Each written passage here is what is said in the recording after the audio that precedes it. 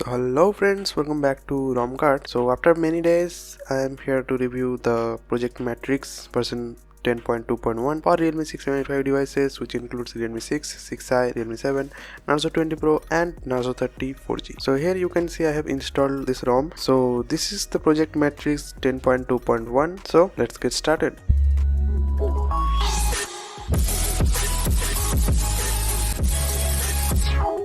So just like other ROMs, let's start with the settings. So in settings, if I go to about phone, this is the about phone UI and this looks pretty cool. And yes, this is based on Android 14 and the Easter egg is like this. And talking about the kernel that is used in this ROM is the Lineage kernel, Lineage GC2C.dirty, and the security update is of 5 January 2024 and the Matrixx version is 10.2.1. and yes, this is GF's variant, and every time you open this UI you get an animation, and not only in Android version, you get this animation everywhere. Let me show you. So here is the shortcut of the kernel version. You also get to know about the kernel from here, but if you click here you don't get the full name. So if I click on security update, nothing happens and it says Project-Matrixx by someone. We basically know who that someone is. Yes, I am talking about Goparewe, who made this ROM for Realme RM6785 devices, and this looks pretty cool. Now in system we get the system profile where you can customize the sound, the alarm, media, ringtone, data connection, etc. Then we have the gestures, and as I said, you get animations everywhere in this ROM. Now in gestures we get the touchscreen gestures. In touchscreen gesture we get these settings. Then we have quickly open camera, navigation mode, and in navigation mode we get an option to hide the navigation hint,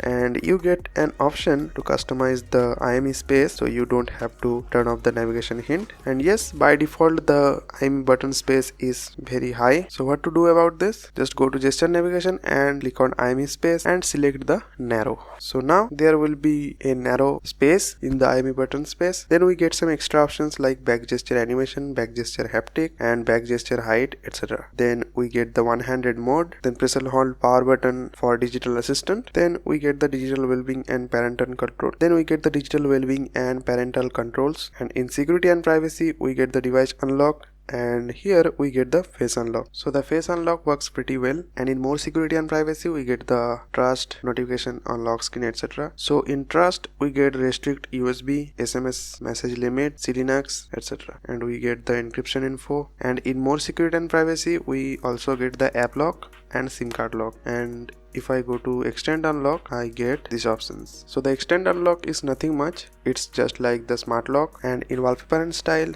we get this kind of option where we can directly see what it will look like after setting up the lock screen. And we also get clock color and size. So if I click here, you will get option to customize the clock color.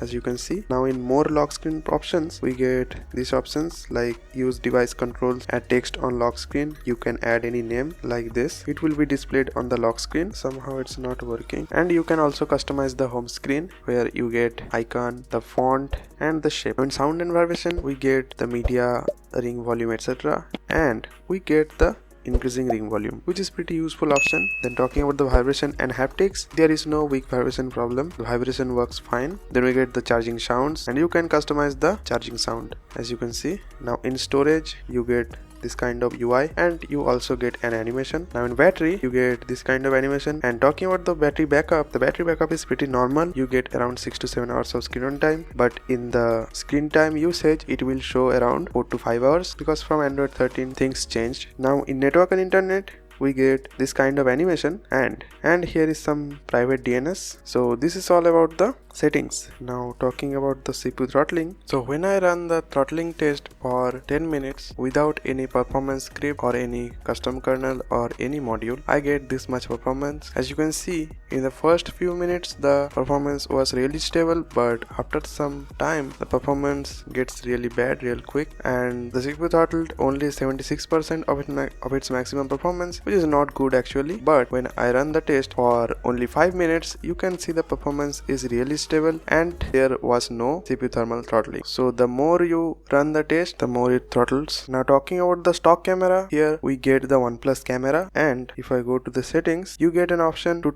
turn on the watermark. That will look like this, shot on OnePlus by your name, but this feature is not working. Let me show you. So I just captured this photo right now, but you can see there is no watermark, and all the features are working fine in this camera except 60 fps recording. And yes, you can also record the videos up to 4K, but I'm not actually using this camera. But for photos, I don't recommend this camera. Just use the Gcam which I 8.1. And in the app list, we get an option called game space. So in game space, we get Danmaku mode notification, stay awake, disable auto brightness, and all these options. And you can add the games directly from here. So here we get another stock camera, which is the Lineage camera, and in this camera all the sensors are working fine, as you can see. So without further delay, let's get to the gaming test.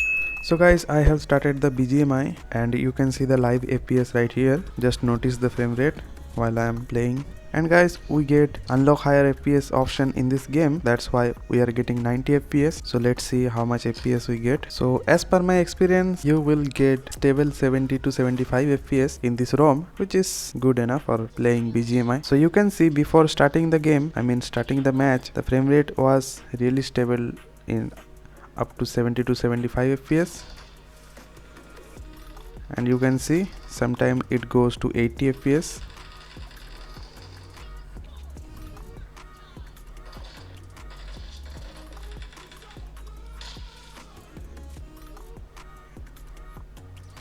And guys, I will remind you again that I am not using any performance script, although I am rooted to enable the FPS meter, but I am not actually using any script and not any module also, just the stock kernel and all raw performance.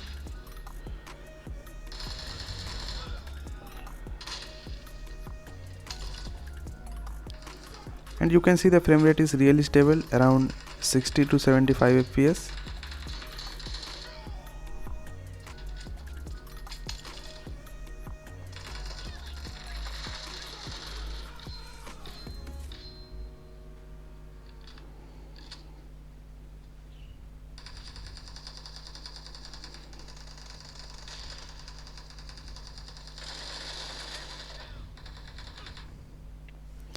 So guys, the frame rate is almost hovering to 70 fps all the time. So guys, don't you think I just found the best gaming ROM for Realme RM6785 devices? Just let me know in the comment section what do you think about this.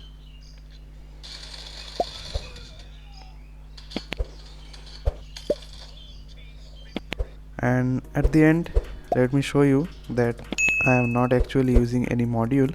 So you can see I am only using KMark enabler, and in the throttling test app you can see the CPU and GPU frequencies are pretty normal.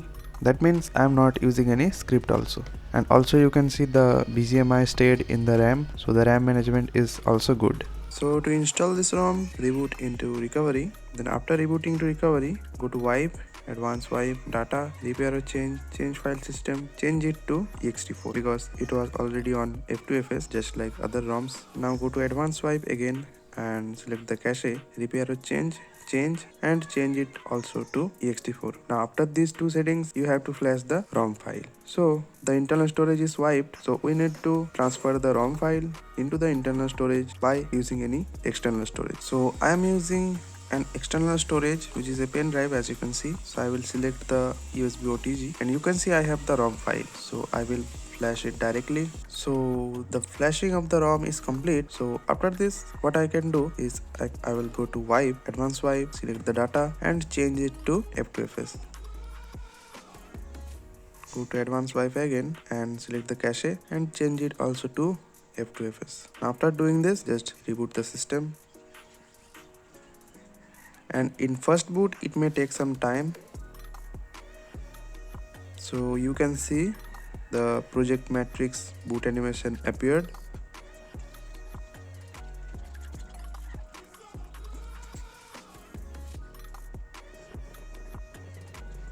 And you can see the device has booted successfully.